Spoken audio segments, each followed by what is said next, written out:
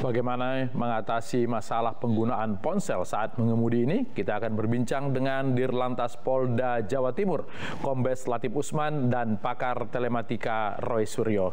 Selamat malam, Bapak-Bapak. Selamat malam. Selamat malam, Pak. Malam, Pak. Selamat malam, Mas Suryo. Izin. Sehat selalu. Salam sehat. Ya, izin Bung Roy, ini saya karena nama kami sama, saya ke Pak Latif dulu ya. Pak Latif sudah 2 kali olah TKP dan juga sudah memeriksa saksi-saksi. Sejauh ini temuannya apa?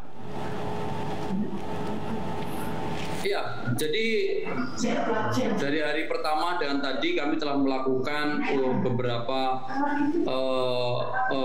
olah TKP kembali, yaitu dengan TAA, alat kami yang ada, dan kami juga secara manual juga kita lakukan, sehingga kami diharapkan dengan semakin banyak mengumpulkan data-data fakta-fakta yang ada di lapangan dan bukti-bukti petunjuk yang lainnya kita kumpulkan, baik dari media sosial, dan nanti juga kita juga akan memeriksa handphone pengemudi dan handphonenya almarhum Vanessa dan Bibi ini dengan dibantu oleh tim cyber dari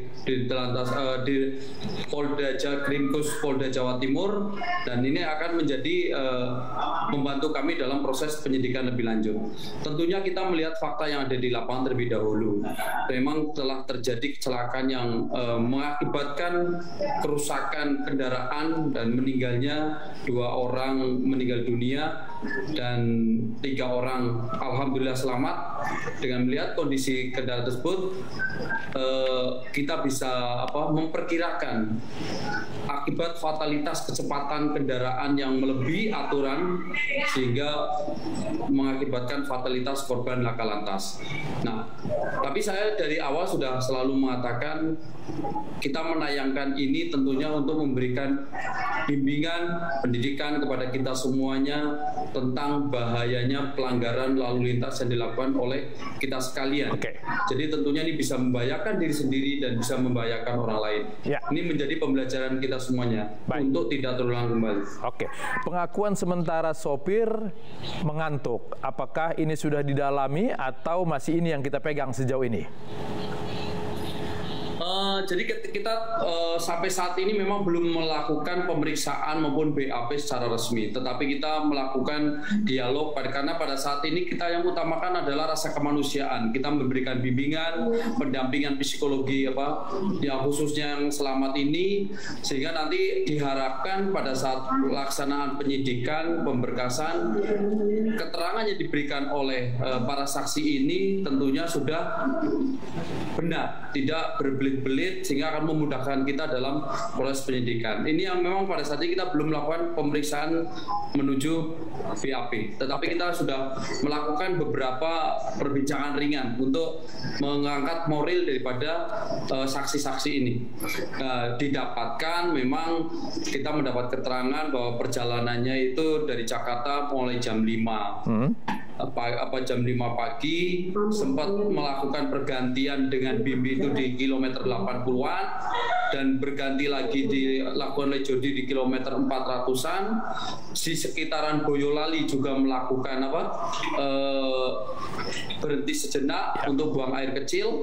Selanjutnya sampai melakukan perjalanan pas di jam 12.36 di 672 kilometer 300 mengalami kecelakaan tersebut. Nah, rentetan kejadian ini tentunya akan kita menjadi bahan petunjuk kita, dan kita dalam melakukan ini juga dibantu oleh pihak ATPM dan dari Dinas Perhubungan untuk menguji kelaikan daripada kendaraan tersebut.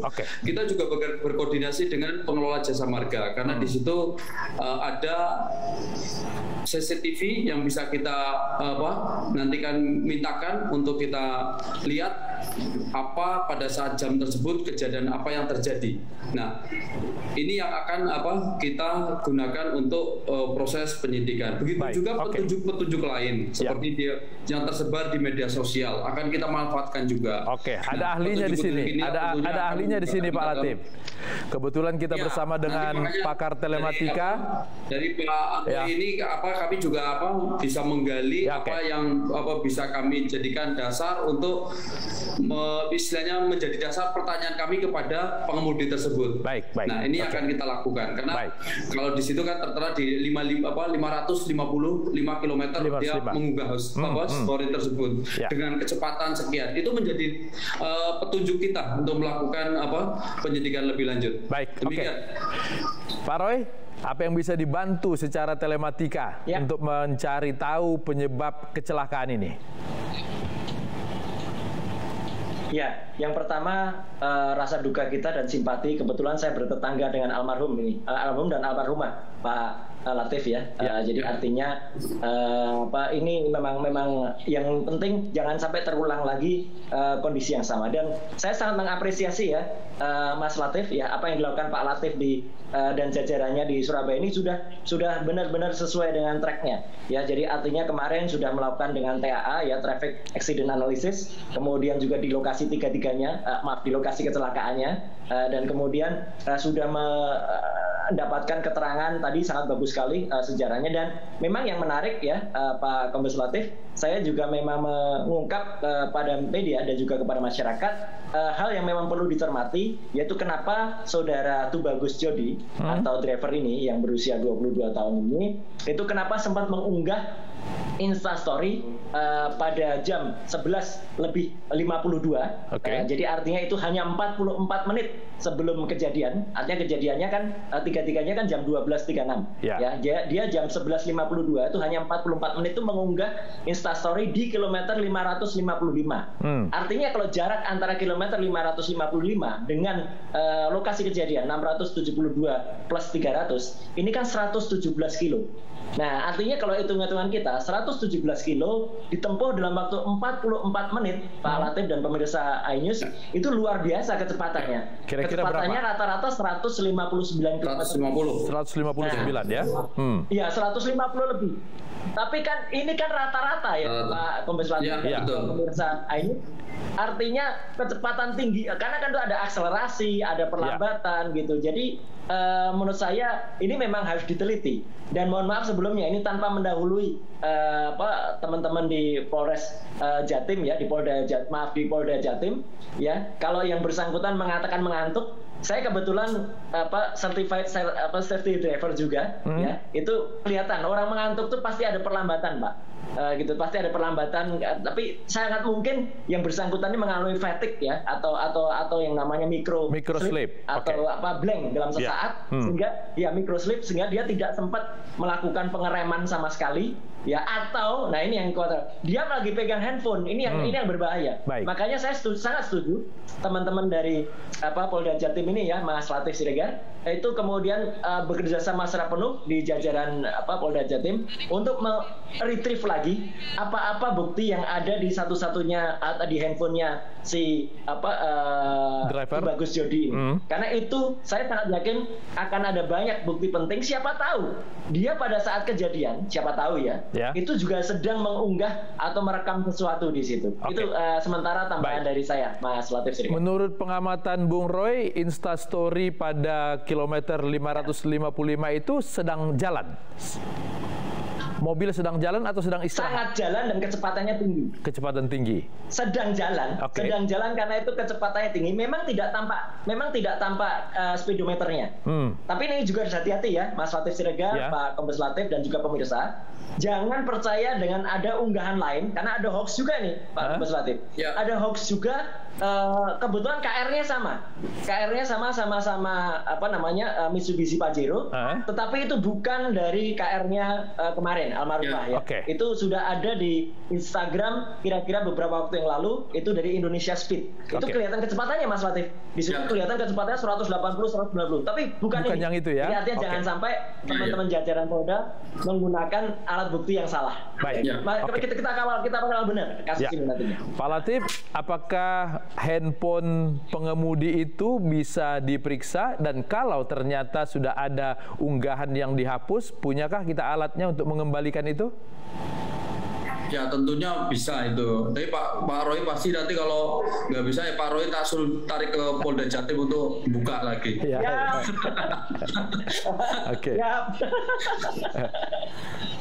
Ya, kalau dari temuan yang disampaikan oleh Pak Aryo tadi, kecepatan melebihi batas 159 dan kemudian ada penggunaan telepon seluler dalam kondisi jalan. Apakah kemungkinan untuk menjadi tersangka terbuka lebar? Ya, kita dalam hal tersangka ini tidak serta-merta dulu. Kita kan ini tadi keterangan dari Pak Mas Roy, kita menjadikan bahan kami juga, pertimbangan kami juga untuk melakukan proses penyidikan. Jadi kami belum melakukan proses penyidikan pemeriksaan terus menentukan tersangka kan sangat terlalu dini. Jadi bersabar, tetap kami proses track penyidikannya kita lakukan. Jadi kalau makanya tadi saya sampaikan, walaupun tadi sampaikan Mas Roy dari kecepatan dari 55 dengan 42 menit sampai dengan 672, berarti kan kecepatan di atas sudah 150. Nah, kita memang, kalau saya memang hanya melihat kondisi daripada TKP yang ada di TKP dan wujud kerusakan daripada kendaraan tersebut. Sudah bisa dikatakan nih Pak, makanya saya sampaikan dari perkiraan ini belum melakukan hitungan-hitungan secara matematis pun sudah terlihat kasat mata memang kemungkinan ini adalah lebih dari 100 km. Nah, dari 100 km ini sendiri sebetulnya pun sudah menyalahi ketentuan aturan karena jalan tol di Indonesia rata-rata batas maksimal ada 100 km. Memang ada beberapa ruas jalan yang paling maksimal ada 80 km. Nah, ini kan tentunya sudah suatu pelanggaran. Nah, inilah makanya sering saya katakan kecelakaan pasti diawali dari pelanggaran. Nah, perlu kami sampaikan di sini, memang anatomi daripada kecelakaan di lalu lintas khususnya di wilayah Jawa Timur yang data yang masuk ke kami adalah penyebabnya adalah konsentrasi daripada pengemudi, yaitu baik mengantuk maupun main HP. Ada faktor lain yang bisa mengakibatkan mengganggu konsentrasi pengemudi. Itu yang pertama. Yang kedua adalah permasalahan kendaraan, terutama pada di tol ini adalah masalah pecah ban. Ini yang sering terjadi. Nah, kemarin saya lihat di TKP kondisi kendaraan dalam baik sebetulnya, jadi di situ tidak terjadi pecah ban. Makanya saya asumsikan di sini adalah permasalahan kehilangan konsentrasi Pak Latif ya, akibat daripada kehilangan konsentrasi pengemudi. Nah, yang mengakibatkan kecepatan ini adalah faktor penyebab fatalitas kecelakaan. Nah, makanya saya sampaikan mungkin ya ini kita berandai-andai mungkin kalau kecepatannya di bawah 60 masih bisa kontrol. Ya, terjadi kecelakaan karena tadi faktor manusianya itu. Tapi mungkin tidak sampai terjadi meninggal dunia kan gitu. Tapi karena ini kecepatannya tinggi, itulah yang bisa mengakibatkan terjadi benturan dengan benda keras sehingga kendaraan ini mengalami kerusakan cukup parah. Nah, ini yang mengakibatkan meninggalnya, bisa mengakibatkan korban. Nah, ini sebetulnya kalau kecepatan itu mengakibatkan fatalitas daripada korban kecelakaan. Begitu. Pak Latif, saya ke Pak Roy dulu. Pak Roy, ini sudah sering sekali orang kecelakaan karena mengemudi menggunakan handphone. Bagaimana kemudian kita meliterasi publik supaya itu tidak dilakukan? Ya, jadi artinya ini sudah kesekian kalinya ya. Tadi liputan iNews kan juga menyebutkan anggota kita juga ada yang wafat di tol bukan Cikampek ya, mau masuk Jakarta gara-gara ada supir truk yang menggunakan handphone ya. Padahal kan sebenarnya tujuan dari melakukan handphone itu kan sederhana. Jadi menurut saya sosialisasikan kepada masyarakat melalui iNews juga bahwa ada alat yang sebenarnya murah meriah yang bisa digunakan di kendaraan dan itu legal, yaitu namanya car DVR. Car DVR adalah car digital video recorder. Itu dipasang di spion dan itu bisa diputar 180 derajat dan itu justru bisa membantu bapak-bapak petugas kepolisian kalau ada laka lantas ya, kita punya rekaman yang valid ya di car DVR itu karena dia bisa merekam, membantu untuk kemudian Nah, kasus yang saya alami dulu dengan seorang artis juga Mas, itu kan sebenarnya saya punya itu juga. Jadi artinya kan nggak bisa apa-apa yang bersangkutan mau dia mengatakan saya menyerempet, buktinya ada di situ kok di car DVR saya gitu. Jadi artinya hal itu bisa dipakai dan itu aman, legal dan bisa digunakan untuk misalnya selfie karena sekarang ini kan memang ada tren yang salah ini menurut saya Mas Latif ya gitu, karena orang-orang pada mengabadikan itu tidak menggunakan perangkat yang benar menggunakan handphone dan bahkan dipegang. Ya. Dan ini yang memang fatal ya gitu. Jadi saya sangat setuju tadi yang disampaikan Pak Kombes Latif tadi ya. Baik. Fatal itu juga terjadi karena dia mungkin sedang terganggu konsentrasinya, kena di juga ujung beton. Ini masalahnya di ujung beton. Oke. Kalau di tengah-tengah beton mungkin beda. Di ujung beton kecepatan tinggi dan mohon maaf nih, sekali lagi mohon maaf dengan segala hormat kepada almarhumah. Almarhumah tidak menggunakan seatbelt. Ya, karena dia duduk di belakang dan dia terlempar keluar 3 meter jaraknya dari KR-nya, dan KR-nya itu terlempar 30 meter. Jadi artinya karena terlempar keluar ya, maaf koreksi saya kalau salah Pak Kombes Latif ya, karena saya mencoba juga menggambarkan yang bersangkutan wafat itu sudah berada di luar kendaraannya. Dan saya juga menghimbau ini Mas Latif melalui iNews, tolong jangan sebar foto-foto itu.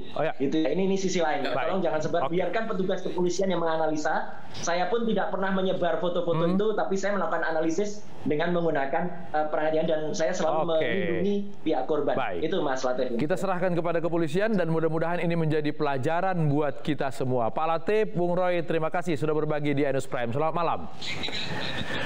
Mobil yang prima dan jalan yang mulus bisa menjadi salah satu penyebab kecelakaan di jalan tol. iNews Prime kembali saat lagi.